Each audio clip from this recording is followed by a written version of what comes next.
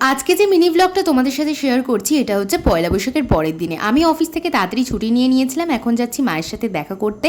আমি আর মা মেট্রো করে চলে গেছিলাম শ্যামসুন্দরী বা কলকাতা জীবন্ত কালিমা দর্শন করতে। গিরিশ পার্ক থেকে অটো রিজার্ভ করে চলে গেছিলাম মায়ের মন্দিরে, গিয়ে হচ্ছে চাল কলা যেটা মায়ের ফেভারিট ওটা কিনে নিয়েছিলাম, তার সাথে মিষ্টি কিনে আর মাকে দর্শন করতে চলে এসেছিলাম।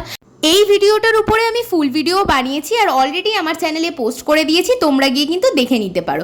আর মায়ের এত সুন্দর মুখ আমার তো দেখে মন একেবারে ভরে গেছিল। আর কিন্তু মা ছিল, তার সাথে জগন্নাথ, বলরাম, সুভদ্রাও ছিল।